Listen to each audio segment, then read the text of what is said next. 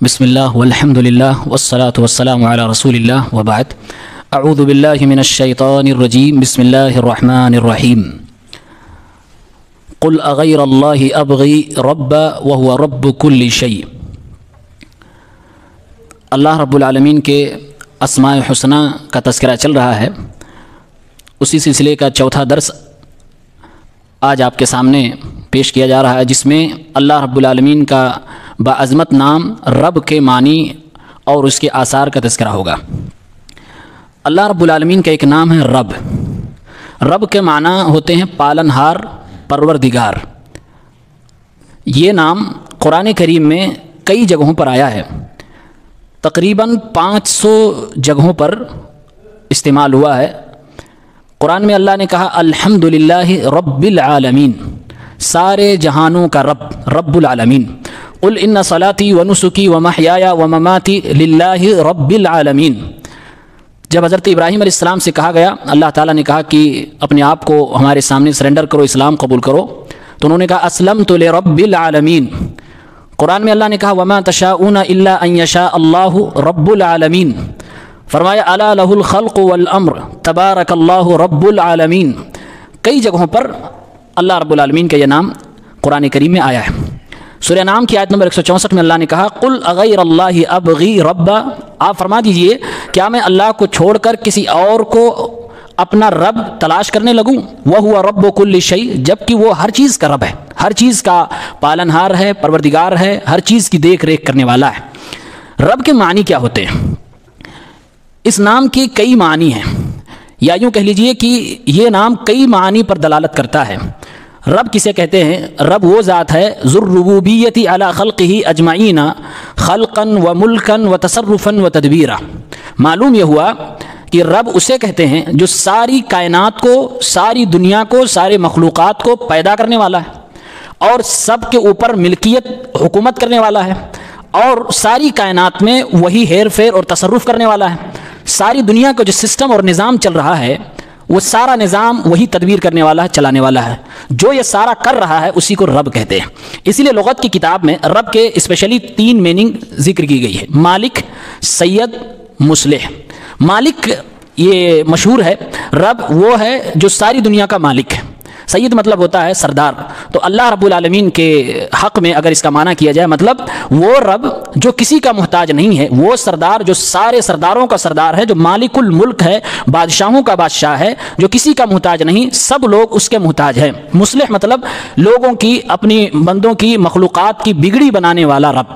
تو رب العالمین کسے کہتے ہیں؟ جو ساری دنیا کو پیدا بھی کرتا ہے اور پھر ان کی اوپر ملکیت بھی رکھتا ہے، ان کی ضروریات کو پوری کرتا ہے۔ رب ہونے کے اعتبار سے اللہ رب العالمین کی 4 بڑی خوبیاں ہیں، یعنی 4 خصوصیات اس باب میں ذکر کی جاتی ہیں کہ رب العالمین اس دنیا کو پیدا بھی کرتا ہے اور اللہ تعالیٰ دنیا والوں کو روزی بھی دیتا ہے۔ یہ اس کی ذمہ داری ہے اور اس نے یہ ذمہ داری خود لے رکھی ہے۔ اب بندہ اللہ کی عبادت کرے یا نہ کرے، لیکن وہ رب ہے تو اس لیے دنیا کو پال رہا ہے، دنیا کو عطا کر رہا ہے۔ اگر وہ بندے جو دن و رات اللہ کو گالیاں دیتے ہیں، یعنی شرک پہ شرک کرتے ہیں، بلکہ اللہ کے وجود کا بھی انکار کرتے ہیں، اللہ کو مانتے ہی نہیں، پھر بھی اللہ تعالیٰ ان کو روزیاں دیتا ہے، یہ اس کے رب ہونے کی دلیل ہے۔ اسی لیے قرآن کریم میں اللہ نے فرمایا کونوا ربانیین، تم ربانی بن جاؤ۔ ربانی کا مطلب کیا ہوتا ہے؟ یہ بھی اسی لفظ سے ملا ہوا ہے۔ امام جوہری جو کہ لغت کے ماہر ہیں، وہ کہتے ہیں ربانی اس شخص کو کہتے ہیں جو اللہ تعالیٰ کو بخوبی جانتا ہو اور اللہ رب العالمین کی عبادت کرتا ہو۔ یعنی اللہ نے قرآن میں یہ کہا کہ تم سب کے سب لوگ اپنے رب کو پہچاننے اور جاننے والے بن جاؤ، اور صرف جان اور پہچان کے خاموش نہ بیٹھو بلکہ اس رب کی عبادت بھی کرو۔ اس لیے اللہ تعالیٰ نے کہا کونوا ربانیین۔ یہ نام جو ہے الرب، یہ قرآن کریم میں اللہ کے علاوہ کسی اور کے لیے بھی استعمال ہوا۔ مثلا حضرت یوسف علیہ السلام کے قصے میں آیا ہے کہ غلام اور آقا کی جب بات آئی تو آقا کو قرآن کریم نے رب کہا، غلام کا رب۔ رب جب مطلق بولا جائے، صرف رب، تو سوائے اللہ کے کسی اور کے اوپر اس کا معنی اور اطلاق نہیں ہوتا ہے۔ لیکن جب کسی غیر اللہ کے لیے استعمال ہوتا ہے تو یہ کہہ دیا جاتا ہے رب البیت، گھر کا مالک۔ تو گھر کے مالک کے ساتھ یہ بولا جا سکتا ہے، قرآن کریم میں استعمال ہوا ہے، لیکن مطلقاً اگر بولا جائے تو اس کا معنی اور اس کا اطلاق صرف اللہ رب العالمین ہوتا ہے۔ ربوبیت کی 2 قسمیں ہیں، یہ بات بڑی غور سے سننے والی بات ہے کہ اللہ تعالیٰ کی ربوبیت یعنی رب ہونے کی 2 نوعیت ہے، 2 قسمیں ہیں۔ ایک یہ ربوبیہ عامہ، مطلب اللہ رب العالمین ساری کائنات کو پیدا کر رہا ہے اور ساری کائنات کو روزی دے رہا ہے، ساری کائنات کا سسٹم چلا رہا ہے، جو جب لوگ بیمار ہوتے ہیں انہیں شفائیں بھی دے رہا ہے، لوگوں کو عطا کر رہا ہے، لوگوں سے چھین بھی رہا ہے، لوگ مصیبت میں مبتلا ہوں تو ان کو اللہ تعالیٰ مصیبت سے نکالتا بھی ہے، لوگ جب مشرکین مکہ بھی اپنی مصیبت کے وقت میں اللہ کو پکار رہے ہیں تو ان کی بھی سن رہا ہے، آج بھی دہریوں کی سن رہا ہے، ملحدین کی سن رہا ہے، نیکوں کی سن رہا ہے، کافروں کی سن رہا ہے، فاجروں کی سن رہا ہے، اور سب کو روزی دے رہا ہے۔ اللہ تعالیٰ ان لوگوں کو بھی بیماریوں سے شفا دے رہا ہے جن کا بھروسہ اللہ کی ذات پہ نہیں ہے، جو جھاڑ پھونک تعویذ گنڈے والے ہیں، جو باباؤں کے چکر والے ہیں، جو بت کی پوجا کرنے والے ہیں، جو پتھروں سے شفا مانگنے والے ہیں، ان کو بھی شفا اللہ ہی دے رہا ہے، لیکن ان کو معلوم نہیں یا ان کا بھروسہ اللہ کی ذات پہ نہیں ہے۔ یہ اللہ کی ربوبیہ عامہ ہے، یعنی اللہ تعالیٰ رب ہے اور ہم سے اور آپ سے وعدہ لے رکھا کہ تم مجھے رب مانو، لیکن پھر بھی انسان غداری کر رہا ہے اور اللہ کو رب مان کر بھی رب والی کیفیت اللہ کے ساتھ نہیں پیش کر رہا ہے، یعنی اللہ تعالیٰ کو وہ حق نہیں دے رہا کہ جب آپ نے رب مان لیا تو آپ کے اوپر ذمہ داری تھی کہ آپ اسی سے شفا طلب کرتے، آپ کے اوپر ذمہ داری تھی کہ آپ اسی کے سامنے جھولی اور دامن پھیلاتے، کسی اور کے سامنے نہ پھیلاتے، جبکہ قرآن میں اللہ نے کہا ہے سورہ رحمان میں یسألہ من فی السماوات والارض، آسمانوں میں اور زمینوں میں جتنی مخلوق ہیں سب اللہ ہی کے سامنے سوال کرتے ہیں، بس یہ انسان اور جنات، یہ دو مخلوق جن سے سوال ہونا، یہی لوگ غدار نکل گئے ان میں سے کچھ، اس لیے اللہ تعالیٰ فرما رہا ہے کہ ساری کائنات میرے سامنے سجدے میں ہے، میری تعریف میں ہے اور سب مجھ سے سوال کرنے والے ہیں۔ ربوبیت کی دوسری قسم ہے ربوبیہ خاصہ، یہ بہت اہم ہے۔ ربوبیہ خاصہ مطلب یہ ہے کھلا تو اللہ سب کو رہا ہے، روزی سب کو دے رہا ہے، پیدا سب ہو رہے ہیں اسی پروسیس سے، سب کے بدن کے اندر وہی خون، وہی ہڈیاں، وہی جسم، وہی خد و خال، سب کچھ موجود ہے، لیکن اللہ کی خاص ربوبیت کے حقدار کون ہیں؟ وہ لوگ ہیں جن کو اللہ نے انسان تو بنایا ہے اور وہ انسان ہونے کے ساتھ ساتھ انسانیت کی ساری خوبیاں اپنے اندر پاتے ہیں، بس ہدایت ان کو ایکسٹرا طور پر ملی ہوئی ہے۔ تو اللہ تعالیٰ جن کے ساتھ ربوبیہ خاصہ والا معاملہ کرتا ہے، یعنی جن بندوں کو اللہ خود چن لیتا کہ میں ان کا رب ہوں، میں ان کا رب ہوں، یہ میرے بندے، تو اللہ تعالیٰ اسے صرف روزی نہیں دیتا، اللہ تعالیٰ صرف اسے رہنے اور سہنے کے لیے گھر مکان نہیں دیتا، بلکہ اللہ تعالیٰ اسے مزید دیتا ہے، اور وہ مزید چیز کیا ہے کہ اسے ہدایت بھی دے دیتا ہے، اسے ایمان بھی عطا فرماتا ہے، اسے صراط مستقیم بھی عطا فرماتا ہے۔ اسی لیے قرآن کریم کو اور انبیاء کرام کی دعاؤں پر اگر غور کریں تو اکثر نبیوں نے اللہ سے جب دعا مانگی اپنی مصیبت کے وقت میں تو اسی لفظ رب کا استعمال فرمایا۔ قرآن میں ہے کہ جب ایک پیغمبر نے اولاد نہیں ہو رہی دعا مانگی تو کہا ربی حب لی من الصالحین، ربی اے میرے رب مجھے نیک اولاد عطا فرما۔ اللہ کے نبی سے کہا جا رہا آپ کہیے قل ربی زدنی علما، اے میرے رب میرے علم میں اضافہ فرما۔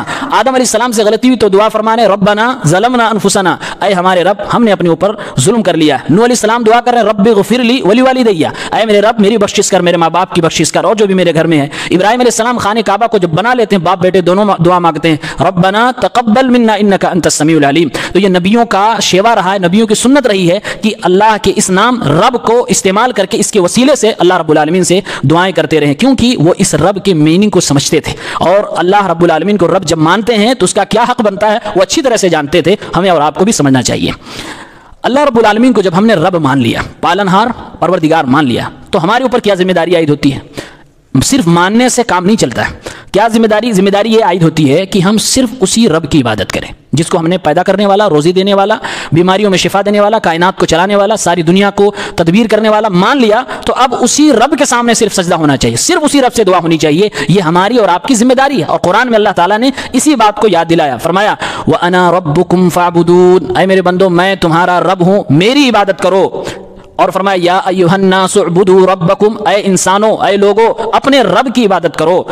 اللہ کے نبی صلی اللہ علیہ وسلم فرماتے ہیں کہ جو شخص اللہ کو رب تسلیم کر لیتا ہے اور اس پہ خوش ہو جاتا ہے، راضی ہو جاتا ہے، ایمان کی چاشنی اسے ملتی ہے۔ صحیح مسلم کی روایت ہے ذاق طعم الایمان من رضی باللہ ربا وبالاسلام دینا وبمحمد رسولا، جس شخص نے اسلام کو بطور دین مان لیا اور اس پہ راضی ہو گیا، محمد رسول اللہ صلی اللہ علیہ وسلم کو رسول مان لیا اور اس پہ راضی ہو گیا، اور اللہ کو رب مان لیا اور اللہ کے رب ہونے پر وہ اپنا عقیدہ ایمان بنا لیا، اس سے راضی ہو گیا، تو وہ ایمان کی چاشنی اور ذائقہ کو محسوس کرنے لگتا ہے۔ آج معاملہ کیا ہے کہ ہم رب کو رب مان رہے ہیں لیکن اس پہ راضی نہیں ہیں، اگر راضی ہوتے تو کسی اور کے در پہ نہ جاتے، راضی نہیں ہے، یہ علامت ظاہر ہو رہی ہے کہ انسان اس رب کو رب تو مان رہا ہے لیکن پوری طرح سے سیٹسفیکشن اس کو نہیں ہو رہا ہے، اطمینان نہیں ہو رہا، اس لیے کسی اور کے در پہ جا رہا ہے۔ قرآن کریم کا اسلوب اگر دیکھا جائے تو قرآن کریم میں اللہ تعالیٰ نے توحید کی تینوں قسموں کا تذکرہ کیا، خاص طور سے توحید ربوبیت کا، یعنی اللہ کے رب ہونے کو اللہ نے حجت بنایا